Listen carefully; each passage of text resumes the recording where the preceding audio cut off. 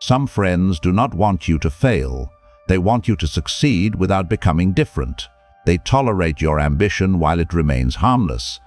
They support the dream while it is still only conversation. But when your discipline changes, when your income begins rising, when you stop wasting your evenings, when your standards become expensive, the atmosphere changes. Your progress becomes luck. Your boundaries become arrogance. Your absence becomes betrayal. The jokes become sharper because the old hierarchy is beginning to move, and, without realizing it, you start shrinking to preserve the friendship. You hide progress. You reject opportunities. You make yourself available when you should be working. You laugh when they disrespect the future you are trying to build. Machiavelli understood why new identities create resistance. The innovator has for enemies all those who have done well under the old conditions. He was writing about political orders, not friendships. But the mechanism survives at a smaller scale. Every social circle develops an order. Every man is given a role. And when you abandon that role, the people who benefited from the old version of you must either update their judgment or pressure you back into position. But there is a second trap. Some men escape the old circle and become consumed by contempt. They call everyone weak. They display success to create envy. They turn every disagreement into betrayal. They are no longer shrinking for approval. They are growing for revenge. Both men are still controlled by the group. One remains small to preserve love. The other becomes arrogant to punish those who withheld it. Real sovereignty is neither. Real sovereignty is leaving without hatred and building without permission. The dangerous part is that nobody has to consciously hate you for this trap to work. Machiavelli learned that when the Medici returned to power and removed him from the political identity that had defined him, he lost his position. He was imprisoned, interrogated, and forced away from the world in which his importance had once been recognized. He could have spent the rest of his life begging the old order to restore his name. Instead, he converted exclusion into observation, and observation into intellectual power. That does not mean every rejected man is secretly important. Pain does not prove greatness. Being misunderstood does not prove that your plan is intelligent. Exclusion can create depth, but it can also create resentment, fantasy, and self-deception. What matters is whether pressure is converted into evidence. Modern psychology helps explain why old identities become difficult to escape. Research associated with psychologist William Swan and self-verification theory found that people often seek relationships and feedback that confirm what they already believe about themselves, even when those beliefs are unfavorable. Familiarity can feel safer than transformation. This means your friends may not consciously want you weak. The relationship may simply be organized around a version of you that everyone knows how to handle. You may have been the broke one, the dreamer, the follower, the man who always needed advice, the unreliable one, the one who made everyone laugh, the one whose unfinished plans made everyone else feel more stable. That role may never have been spoken. It did not need to be. Repetition made it real. This is why loyalty must be examined, not worshipped. Loyalty can protect trust. It can protect shared history. It can honor men who stood beside you when there was nothing to gain. But loyalty can also protect an outdated hierarchy. The question is not whether you are loyal. The question is what your loyalty is protecting. Is it protecting a person of character? Is it protecting a principle? Is it protecting a shared history that still has value? Or is it protecting a version of you that no longer serves your future? Loyalty becomes destructive when friendship requires you to hide progress, lower standards, reject serious opportunities, remain available for mockery, feel guilty for changing, or continue performing the identity the group assigned you years ago. That is the poor loyalty trap. Poor does not describe the amount of money in someone's account. It describes an arrangement that produces no growth, no truth, no responsibility, and no freedom. You keep paying into it with time, focus, discipline, and self-respect. It keeps paying you back with familiarity. At first, the tax looks small. One wasted evening. One invitation you should have declined. One joke you pretend did not matter. One work block you surrender because the group says you have become distant. One opportunity you refuse because accepting it would make your ambition visible. Then the pattern becomes structural. You stop talking about what matters. You reduce your effort before seeing them because you do not want your progress to create tension. You enter the room as your former self. You make yourself smaller before anyone has to ask. This is where the shrinking loop begins. Progress creates social tension. Social tension creates guilt. Guilt creates self-reduction. Self-reduction restores temporary acceptance. Temporary acceptance produces private resentment. You begin working seriously. The group complains that you are no longer available. You abandon the work and join them. The complaints disappear. You feel accepted again. But underneath that acceptance is a transaction. You were rewarded for returning to the version of yourself they recognized. Next week, the pressure arrives earlier. They do not need to command you. Your anticipation controls you for them. You check the group chat while working. You feel guilty for protecting your evening. You explain why you cannot come. You provide details nobody asked for. You negotiate with people who have no authority over the decision. Eventually, you surrender before the conflict even begins. Repeat this long enough, and you lose more than time. You lose self-trust. You begin resenting friends for choices you repeatedly made. You blame them for a surrender they pressured, but did not physically force. Machiavelli wrote, "Men have less scruple in offending one who is beloved than one who is feared." He was speaking about political authority. This does not mean you should make your friends afraid of you. The useful principle is narrower and more practical. Affection without boundaries does not reliably protect your interests. When people know there is no consequence for disrespecting your time, they become less careful with it. When access is guaranteed, access is valued less. When you always surrender to preserve harmony, harmony becomes the instrument used against you. Every time you shrink, you teach the group that discomfort can control your development. Belonging purchased through self-betrayal eventually becomes resentment. This is the point most men refuse to accept. They call voluntary surrender loyalty because the word loyalty sounds honorable. It allows them to avoid admitting that they are afraid of isolation. They say they are protecting friendship when they are protecting familiarity.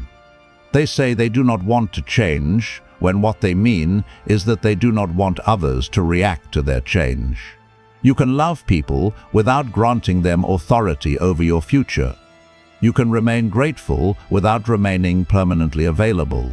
You can protect a friendship without sacrificing the structure required to protect your ambition. Before you continue, take a page and write down the one relationship that most often changes your schedule, weakens your standards, or makes you hide progress. Do not accuse the person. Do not defend the person. Write only the repeated behavior and the cost. Clarity begins when vague discomfort becomes measurable evidence. Now look at what happens when your identity changes. Every friendship contains an unwritten history of who each person is allowed to be. When the broke one begins earning more, financial authority shifts. When the follower begins setting boundaries, access changes. When the unreliable man becomes disciplined, the group loses one of its favorite explanations for remaining undisciplined. Your progress does not merely add something to the friendship, it removes the certainty on which the friendship was built. That uncertainty is what creates pressure. Machiavelli observed that introducing a new order creates enemies among those who benefited from the old one, while producing only uncertain support from those who might benefit from the new one. A friendship is not a government. and your friends are not political enemies. But the mechanism still matters. People who were comfortable with the former arrangement may resist its revision. The resistance may not look like hatred. It may look like nostalgia. Remember when you used to be fun? It may look like concern. You are working too much. It may look like moral accusation. You think you are better than us now. It may appear as humor. You will quit this in 2 weeks like everything else. Machiavelli wrote, "The biting jest which flavors too much of truth leaves always behind it a rankling memory." Not every joke is an attack, but repeated jokes often reveal what direct speech is trying to conceal. A joke allows hostility to enter the room without accepting responsibility for it. If you object, they say you are sensitive. If you remain silent, the insult is accepted. If you laugh, you participate in your own reduction. This is why you must judge patterns, not isolated sentences. One doubtful comment proves nothing. One uncomfortable reaction proves nothing. A serious friend may challenge you because he sees a weakness in your plan. A threatened friend challenges you because your plan changes how he sees himself. The words can sound similar. The intention and effect are completely different. Honest concern tests the strategy. It asks whether you have tested the idea. It asks how long you can afford to pursue it. It asks what evidence would prove the plan is working. It asks how you will protect your income while you build. These questions may irritate your ego. That does not make them hostile. A real ally is not employed to protect your emotions. He is valuable because he helps protect you from your blind spots. Containment does something else. Containment attacks the identity. It says you think you are better than everyone. It asks why you cannot be normal. It tells you nobody cares about what you are building. It predicts that you will fail and return. Concern wants your plan to survive reality. Containment wants your identity to remain familiar. A man who cannot distinguish the two becomes blind in both directions. He may obey threatened people and abandon a sound path, or he may reject useful criticism and destroy himself through arrogance. Machiavelli warned rulers about flatterers and uncontrolled advice. His answer was not to reject advice. His answer was to control who had permission to influence decisions. He wrote, "The more freely he shall speak, the more he shall be preferred. Truth requires the correct conditions." You need people who are allowed to disagree with you, but disagreement must earn its influence through evidence, seriousness, and repeated good faith. A useful friend challenges your strategy. A threatened friend punishes your growth. Ask what happens after the criticism. Does the person help you improve the plan? Does he ask better questions? Does he respect the final decision even when he disagrees? Or does he mock the ambition, recruit others into the mockery, and celebrate every setback as proof that you should return to your old position? Strength is not refusing criticism. Strength is becoming difficult to misdirect through either criticism or praise. But even when people are wrong about you, argument rarely changes the hierarchy. Evidence does. Arnold Schwarzenegger understood this long before the world treated him as a serious actor or political figure. He first became undeniable through bodybuilding. By the age of 20, he had won Mr. Universe. That achievement gave him a visible identity. But the same identity that opened the first door could have become the identity that prevented every door after it. To many people, he was only a bodybuilder. His accent was considered a weakness. His size was considered unsuitable for conventional leading roles. His name was considered difficult. The world had already classified him. He did not spend his life begging people to imagine a larger identity. He built proof. He moved to America. He studied. He trained. He accumulated evidence in a new arena. A Golden Globe gave him early recognition. Conan the Barbarian gave him commercial proof. The Terminator made the actor impossible to dismiss. Then he entered another arena and became governor of California. Bodybuilder, actor, businessman, political leader. He did not erase the identity that formed him. He expanded beyond it. Machiavelli wrote, "Everyone sees what you appear to be.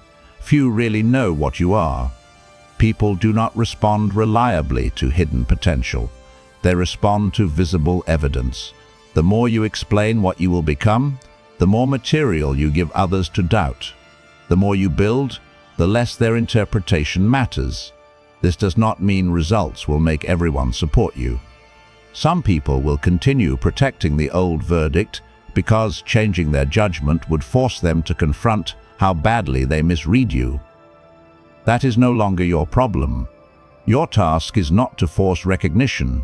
Your task is to make the old label too small to contain the evidence. Do not despise the environment that formed you. Do not deny the people who knew you before progress. Gratitude acknowledges your origin. Sovereignty decides your limits. But success creates another danger. A man who escapes a critical circle may become addicted to admiration. He replaces people who mocked him with people who applaud everything. He calls this an upgrade. It is not. A man surrounded by mockery becomes discouraged. A man surrounded by admiration becomes delusional. Both circles weaken him. The purpose of a stronger circle is not to make you feel superior. It is to improve the quality of your decisions. A serious circle provides honest disagreement, higher standards, useful feedback, shared responsibility, ambition, and intellectual challenge. It does not protect your ego. It protects your development. The old circle may have wanted you smaller. The new circle may profit from telling you that you are already great. Both interrupt growth. Replace weak influence with honest alliance, not admiration. A real ally does not need you beneath him, but he also does not need you impressed with yourself. This is where many ambitious men overcorrect. They leave the old circle and build a new identity around contempt. They call everyone a loser. They display success to create envy. They treat every disagreement as betrayal. They cut people off publicly because private distance does not satisfy the desire for revenge. They speak constantly about how nobody believed in them. They claim to be free, but every achievement is still directed toward the same audience. Previously, they needed approval. Now, they need regret. The audience changed. The performance remained. Contempt does not prove that you escaped the old hierarchy. It proves the hierarchy still occupies your mind. If you build to make them jealous, they still control the direction of your ambition. If you post to make them feel inferior, they still decide what success must look like. If you need them to witness your transformation, their attention remains part of the reward. That is not sovereignty. It is emotional dependence wearing expensive clothes. The strategic replacement is colder. You do not need everyone to understand you. You do not need everyone to approve. You do not need everyone removed. You need accurate classification. There are 3 useful categories. The first is growth supportive. These friends respect your standards and challenge you honestly. They do not demand constant access. They do not confuse your discipline with rejection. When they question your plan, they bring evidence. When you succeed, they do not reduce the result to luck. When you fail, they do not use the failure to restore an old hierarchy. Invest more deeply in these relationships. The second is old identity. These people may care about you, but they continue responding to the person you used to be. They may still offer advice based on an outdated version of your abilities. They may expect the availability you once gave them. They may make jokes from habit rather than hostility. Do not condemn them too quickly. Strengthen your boundaries. Allow consistent evidence to update the relationship. Some people need time to revise a judgment built over many years, but time is not unlimited permission. The third is progress punishing. These people mock your work, minimize your results, manufacture guilt, interrupt important commitments, or quietly celebrate your setbacks. They are not merely slow to understand. They repeatedly impose a cost on your development. Reduce their access. Protect unfinished ambitions. Stop giving them early information they can attack before the work becomes strong enough to defend itself. Classification prevents two forms of stupidity. It prevents blind loyalty to destructive people. It also prevents the arrogant belief that every less ambitious friend must be removed. A man can lack your ambition and still possess character. He can live a different life and still respect your standards. He can question your choices without needing you to fail. Ambition is not the only measure of human value. Character, loyalty, emotional stability, perspective, and honesty still matter. The objective is not to create a circle of identical men. The objective is to create a circle in which difference does not require self-betrayal. Once the relationship is classified, change access proportionally. Do not announce a dramatic separation. Do not deliver a speech about your evolution. Do not explain your future to people who have repeatedly demonstrated contempt for it. Stop over-explaining. Change your availability. Protect unfinished work. Observe repeated behavior. Reduce access according to evidence. Leave without contempt. Mature separation changes access without manufacturing hatred. You do not need a final argument. You do not need them to admit what they did. You do not need a confession, apology, or public recognition. Closure is often the decision to stop requiring cooperation from the person who created the problem. Now, complete the circle audit. List the 5 people whose reactions influence your decisions most. Classify each relationship as growth supportive, old identity, or progress punishing. Then identify the effect. After interacting with this person, do you become more disciplined, autonomous, and focused, or less? Identify the loyalty tax. Do not write vague words such as bad energy. Measure the cost. How many hours disappear? How many work blocks are interrupted? Which opportunities are rejected? Which standards are lowered? Which promises to yourself are broken? Then assign the correct access level. Inner circle, constructive peer, occasional friend, limited access, strategic distance. Finally, choose one sovereignty action. Stop sharing one unfinished plan. Decline one destructive invitation. Protect one weekly work block. Join one skill-based community. Contact one serious collaborator. Complete this audit inside the free membership now, while the names and patterns are still clear. Do not postpone the decision until the next moment of guilt. Then continue with Unsupported to Undeniable, because distance alone will not make you powerful. You still need discipline, you still need skill, you still need proof, you still need leverage, income, and independence. Removing bad influence creates space. It does not automatically create a future. You do not need to hate your friends to outgrow the role they remember. Stop hiding ambition to protect familiarity. Stop lowering standards to remain recognizable. Stop treating old access as permanent entitlement. Keep gratitude for what was real. Remove access from what became destructive. The goal is not to become better than your friends. The goal is to stop becoming less than yourself for them. Your old circle is not the final enemy. The final enemy is the part of you that still needs their reaction before it acts. Do not leave to feel superior. Leave to become responsible for your future. No hostility, no performance, no permission. Build anyway.